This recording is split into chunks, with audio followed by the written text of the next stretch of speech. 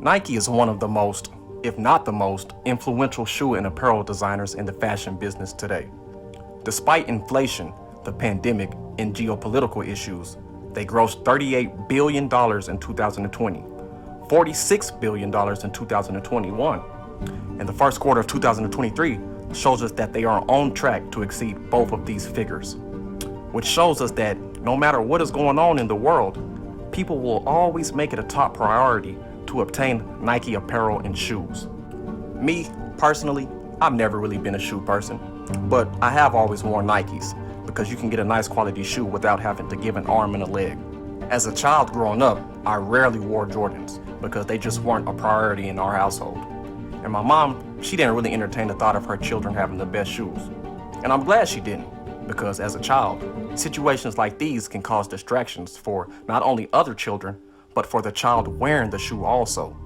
Wearing these shoes can bring a lot of unwanted attention and glory to children, which results in a poor quality education, which then results in a poor quality of life. But honestly, that has nothing to do with the reason I stopped wearing these shoes. Because as I grew older, of course, and began to make my own money, I started to buy and collect Jordans and exclusive Nikes also. But in 2019, at the age of 26, I met Yahushua HaMashiach, whom the world calls Jesus. I met him through a spiritual awakening I had in my life, and honestly, it's never really been the same since. My eyes were open to all of the evils in the world. I felt an overwhelming sorrow because of the sins I had committed over the course of my life. I remember being in utter shock after this spiritual awakening because although I had attended church my entire life, I didn't even really know if the stories in the Bible were real or not. I just went to church because that's what I was taught. But anyways, prior to this awakening, me and my wife, well, she wasn't my wife then, but she is now. We were experiencing trials and tribulations on an unprecedented scale, and we were both witnesses to each other's struggles. He opened our eyes at the same time, so we knew we weren't crazy. But like I mentioned earlier, prior to these events, I was already a Christian, and so was my wife. But God showed us that being a Christian didn't necessarily mean that we had a relationship with him. It just simply meant that we were Christians. Before I actually knew him, I thought I was already saved, but I was actually living a life of sin, and I never really considered what he may have wanted me to do in life. But as I grew in my relationship with him over the years, he began to unveil some things to me that verified his existence. When I obeyed him, he blessed me with an overwhelming peace, a peace that cannot come from this world. But when I disobeyed him, he severely punished me. But don't be discouraged, because these severe punishments do not come to new converts to the faith, because they can be discouraging. They only come to backsliders and people who reject his grace. In my case, I was punished because I was a backslider. Although he had revealed himself to me, I still participated in some sins that I knew were wrong, and that is what I want to talk to you all about today. James chapter 4, verses 17 says, "To him who knows how to do good and does not do it, to him it is a sin." So what a sin is to me may not necessarily be a sin to someone else. So when we receive instructions from the Spirit of God, we are now held accountable for what he has revealed to us. That is why James said, "He who knows the right thing to do and fails to do it, for him it is a sin." See, I had many dreams in life. When God called me, I had multiple business ventures, some partially successful and some unsuccessful. But I felt like the amount of success I had achieved in life was not adequate with my abilities. So I chased my dreams even harder. Although I made progress, the harder I chased my dreams, the more tired I became. Although I may have been successful in the eyes of my peers, I was really a slave to my own desires, a slave to this world. I had no peace and I was on the verge of going insane. But after my eyes were open, God showed me that my talents and abilities were to be used to build up his kingdom. At first, I was like, nah, I wasn't really too fond of giving up my life and living for God. I felt like this was my life and I was going to do with it whatever I desired. I mean, I was willing to stop sinning, of course, or at least try, but I wasn't quite willing to give up my dreams. I didn't feel that that was necessary, considering the fact that modern day Christianity teaches all you have to do is believe and then you're saved. From the things I learned in church, I was under the illusion that giving up things and living for God is excessive and not a requirement to maintain a healthy relationship with him. But after reading his word and building a personal relationship with him, I learned that that mindset was terribly wrong. The closer I grew to God, the more I learned that my life was not really mine. It was actually his, and I was put here to build up his kingdom. He called me to proclaim his word, and as a leader in the faith, you simply can't do what everyone else does. With that being said, I want to discuss why I stopped wearing Nikes and Jordans. Okay, so where do we start? Well, first of all, what is Nike anyways? Or should I say, who is Nike? Well, the Nike that we know today, the shoe company, was created in 1964. But the real Nike is a Greek goddess from Greek mythology, approximately 2,500 years ago in Greece. This is where the Nike we know today derives from. According to GreekMythology.com and Britannica, Nike was the winged goddess of victory. Victory as in success and accomplishments. In Greece, she was called Nike, but during the time of the Roman Empire, she was called Victory. If you know anything about paganism, then you will know that most of the gods in Greek mythology were just gods that were borrowed from other cultures preceding them. Let me give you an example. In Egypt, they worshipped Ra. The Greeks took the concept of Ra from the Egyptians and named him Zeus. The Romans took the concept of Zeus from the Greeks and named him Jupiter. These are all three the same gods. They were just given different names and attributes to match the culture of the people that worship them. According to the popular 2,300-year-old story in Greek mythology, Nike was closely associated with Zeus, and she had three siblings who were as follows: Zelos, who was supposed to be the spirit of rivalries, Bia, who was the spirit of force, and last of all, Kratos, who was the god of strength. Yes, the Kratos who influenced the game God of War. It's crazy how much our world is influenced by Greek mythology today, right? But anyways, these four gods and goddesses who were siblings assisted Zeus in the mythological battle of the Titans, which was a battle between the Olympians, who consisted of Zeus, his four allies that we just now mentioned, Poseidon, Aphrodite, Athena, Artemis, Apollo, and other Greek gods, who fought against the Titans, who were also Greek gods, which consisted of Oceanus, forgive me for my pronunciation, but Coeus, Creus, Hyperon, Lapidus, Cronus, and others. The Titans lost the war, and since Nike helped the Olympians win, she was appointed a high-ranking position on the throne of Zeus. Nike was usually depicted in ancient Greek vase paintings with a variety of attributes, including a bowl and a cup for libations. For those who don't know, a libation was a ceremony where a drink offering was poured out on behalf of the dead, and because of this, Nike became closely acquainted with death. Another crucial borrowing from the pagans was the image of the angel. If you look at a typical Roman sarcophagus of the early Christian era, you'll usually see a pair of winged figures carrying a portrait of the deceased upwards in glory. They look exactly like angels, but they're not. They're Roman figures of victory, Nikes, pagan transporters of the soul.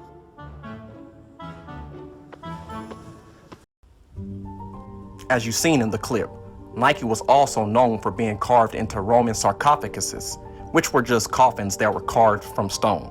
This idea derived from Egypt. But like I mentioned earlier, Nike was the goddess of victory. In Greece, she was called Nike, and in Rome, she was called Victory. I re-emphasize that point because it is important for us all today to know what we are doing when we support these brands. The Greeks had an obsession with sports, like people do today. This made Nike even more prominent in Greece because she was the goddess of victory.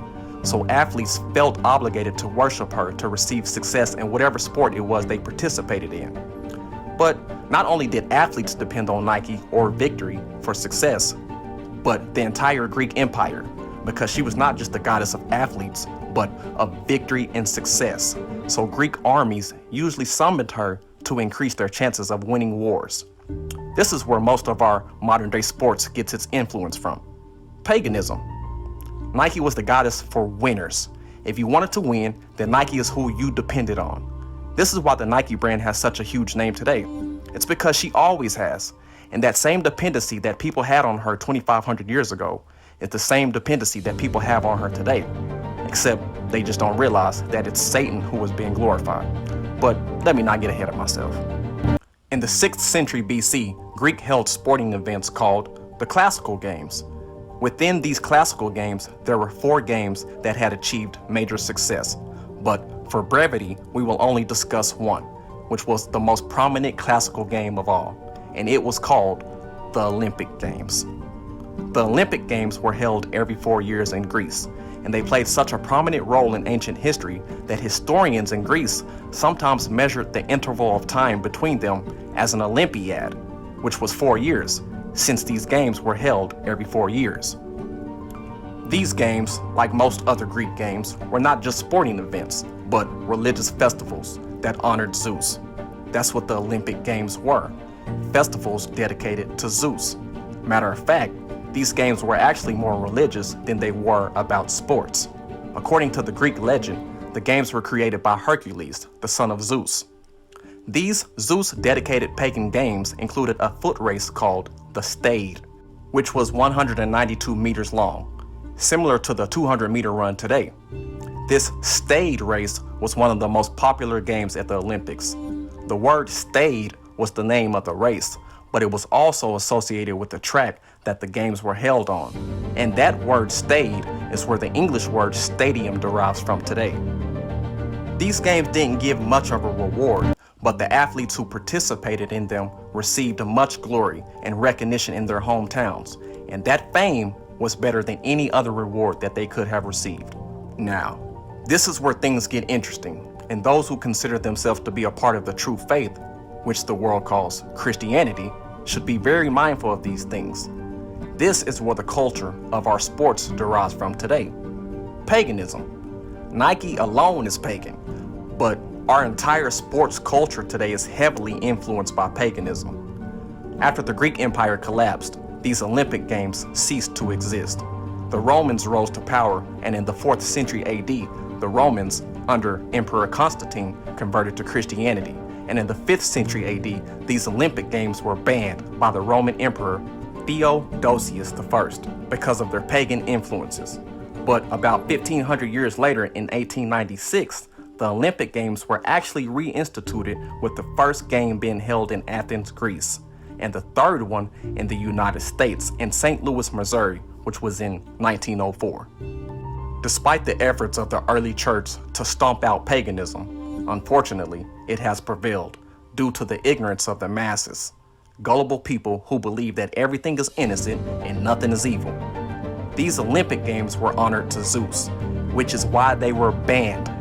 But here we are today, honoring Zeus with the celebration of the games dedicated to him, and don't even realize it. If you call yourself a Christian, then maybe you should reconsider your perspective of sports, especially after you have been informed of this information. But anyways, now that you know what the Olympics are really about, let's get back to Nike. She was almost identical to the Roman goddess Athena. Although they were separate deities, they were so closely acquainted that Nike was actually absorbed into Athena, and Athena was sometimes called Athena Nike. Nike was given to Athena as a surname or a nickname. A temple was erected for the two goddesses in Athens, Greece. Its construction was completed in 420 BC, and surprisingly, it's still standing today after almost 2,500 years. The name of the temple is actually called Athena Nike, and it was considered to be a home for the deities. Inside the temple was a statue of Athena Nike that represented victory. This here, which has absolutely nothing to do with the temple, is a statue of Nike holding up an egg-shaped container, which was used for burning incense. If you look closely, you will notice her wings. This is where the famous Nike swoosh symbol we see today derives from. Swoosh representing the sound of Nike's wings as she flies by. This swoosh terminology has been heavily incorporated into Nike's products, and some of their apparel even contains two swooshes, making it a more exclusive product. Now, I know this is a lot of information and the video was long, but considering the times that we are living in, I cannot help but to give this topic the proper emphasis. Supporting Nike is nothing more than supporting the world, supporting demons, supporting enemies of our Elohim. I mean, even if you were to take God out of the picture, Nike still shouldn't be something that any person with morals and values should support, considering the amount of time, resources, and money they are spending on perverting society and morals. They aren't just a fashion company. Stop thinking like that. They are activists, and their platform is being used to steer the world in a direction that will lead us to destruction. Have you ever decided to just stop and ask yourself, why is everything so religious? Sports is not just sports. It's heavily intertwined with religion. Any superstitions going into the game? Any special thing you carried into the game on Sunday that you had tucked away somewhere? I did. I always, I've learned a lot from my wife over the years. She's so about the power of intention, and believing things that are really going to happen. And she always makes a little altar for me at the game because she just wills it so much. And so she put together a little altar for me that I could bring with pictures of my kids. And I have these little special stones and healing stones and protection stones. And she has me wear a necklace and take these drops she makes. And I say all these mantras. And I stopped questioning her a long time ago. I did. I just shut up and listened. And at first I was like, this is kind of crazy. And then about 4 years ago, we were playing the Seahawks, and she said, you better listen to me. This is your year, but this is all the things you're going to have to do to win. And I did all those things, and by God, it worked. It was pretty good. And then in 2015, it was about early January, and she said, you know how much I love you? And I said, yeah. And she said, I just want to let you know this is not going to be your year. Oh. And of course, we lost. I said, what does 16 look like? And she said, 16 is going to be your year. So it was early January this year, and I said, babe, asking, do we have a chance? And she said, yeah, but you're going to have to do a lot of work, and you're really going to have to listen to me. So, man, I listened to her. And right after the game, she said, see, I did a lot of work. You do your work, I do mine. She said, you're lucky you married a witch. I'm just a good witch. You get the point. Everything today is influenced by religion. The reason why is because us as humans have spirits inside of us, and they cannot be satisfied with anything in this world. Our spirits need to be fed. That spiritual hunger that you feel inside of you is God attempting to communicate with us. But many people do not want to turn away from their sins, so they answer to demons instead of answering to the Most High. Adulterers and adulteresses, do you not know that friendship with the world is enmity with God? Whoever therefore wants to be a friend of the world makes himself an enemy of God. After knowing all of this information, these Bible verses make so much more sense now. Sometimes Yahuwah, our Father in heaven, tells us not to do certain things, but we really don't understand the reasoning behind his laws and statutes. We somehow forget that he knows more than us. So we ignore his instructions and are more loyal to the world than we are to him. But he told us, do not love the world or the things in the world. If anyone loves the world, the love of the Father is not in him. For all that is in the world, the lust of the flesh, the lust of the eyes, and the pride of life, is not of the Father, but is of the world. And the world is passing away in the lust of it. But he who does the will of God abides forever. Before I close this video out, I want to remind some members of the church who have eyes to see and ears to hear why it is important for us to get these influences out of our lives. Let's take a brief look at Joshua chapter 7. O Yahuwah Elohim, why have you brought this people over the Jordan at all to deliver us into the hands of the Amorites? Oh, we have been content and dwelt on the other side of the Jordan. Yahuwah, what shall I say when Israel turns its back before its enemies? For the Canaanites and all the inhabitants of the land will hear it and surround us and cut off our name from the earth. Then what will you do for your great name? Then Yahuwah, God, responded to Joshua and said, get up. Why do you lay this on your face? Israel has sinned, and they have also transgressed my covenant, which I have commanded them. For they have even taken some of the accursed things, and have both stolen and deceived, and they have also put it among their own stuff. Therefore, the children of Israel could not stand before their enemies, but turned their backs before their enemies, because they have become doomed to destruction. Neither will I be with you anymore, unless you destroy the accursed from among you. Get up and sanctify yourselves. Sanctify the people. Sanctify yourselves for tomorrow, because thus says Yahuwah Elohim of Israel, there is an accursed thing in your midst, O Israel. You cannot stand before your enemies until you take it away. Take this accursed thing away from among. See, Israel was having trials and tribulations, and they didn't really understand what was going on, because God had made all these promises to them, and it didn't look like these promises were going to be fulfilled. So Joshua asked Yahuwah, and he was informed that the reason that Israel was being defeated by their enemies is because of the accursed things in their midst. And sometimes this is the same scenario with us in our walk with God.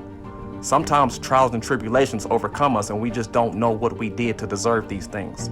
But like Israel, we may be holding on to something that is accursed or prohibiting us from furthering our relationship with God. I thank you all for watching this video, and I ask that you all may pray for me, please, as I answer my calling. Take this message that you received today to the Father and pray on it. Don't just take my word for it, but be led by the Spirit of God, the Spirit of Yahuwah, in the name of our Messiah, Yahushua HaMashiach, whom the world calls Jesus. Be blessed.